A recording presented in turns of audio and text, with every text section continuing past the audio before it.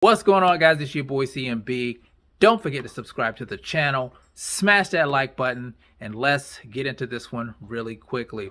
Now, guys, I did watch the video on Fight Hype. Shout out to Fight Hype, by the way, with the WBC president, Mauricio Suleiman, talking about the next mandatory shot at Errol the True Spence Jr.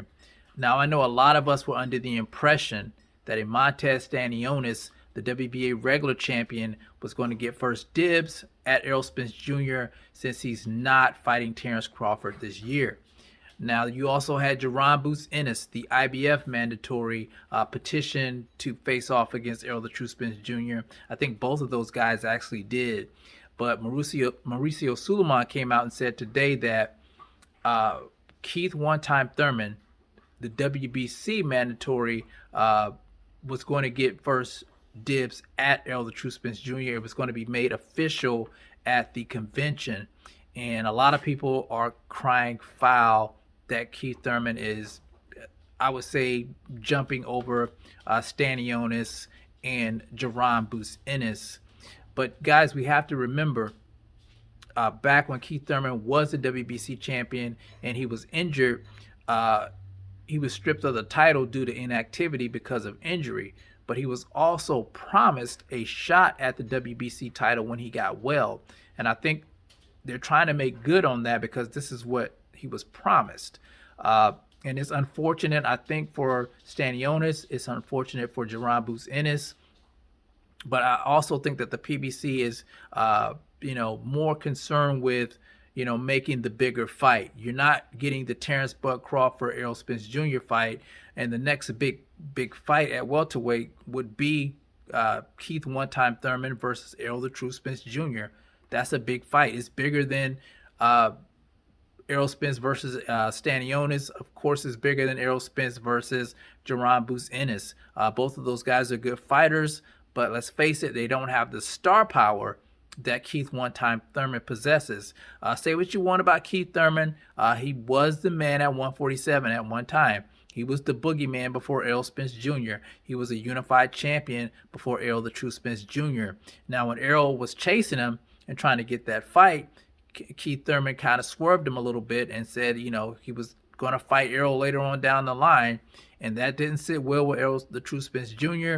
He felt like Keith Thurman was ducking him. And now that the tables are turned, he doesn't want to give Keith Thurman that opportunity. So them making Keith Thurman the opportunity kind of puts Errol in a bad position, because if he's made the mandatory and Errol refuses to fight his mandatory, then it's possible that he could get stripped of the WBC title. And, Errol Spence Jr., his whole big thing was to become undisputed at 147 before leaving the weight class. So he's kind of got a dilemma there. Will he get stripped? Will he vacate the title, move up to 154? I don't know what he's going to do. He's in a bad predicament. But honestly, guys, this fight, if I can't get Terrence Crawford versus Errol the True Spence Jr., this is the fight that I want to see. Keith one-time Thurman is a boxer puncher. He's a mover, just like Terrence Bud Crawford. And we haven't really seen Errol in the ring with a fighter like that yet. And I think this will be a good test for him to see how well he does against a fighter of that caliber before going in the ring with Terrence Bud Crawford. I think this would be something that the fans would want to see.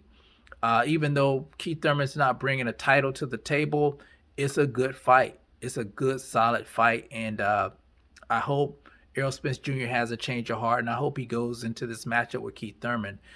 So we're just going to have to wait and see what happens. A lot of drama going on at 147 pounds, guys. We're getting a lot of drama. We're not getting a lot of fights.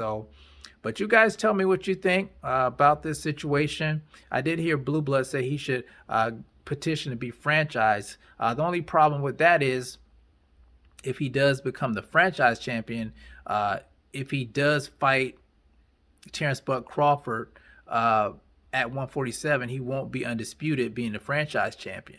He'll be a unified champion and also the franchise champion, but not the undisputed champion. So There lies the dilemma in that. I wouldn't go that route. I think I would just go ahead and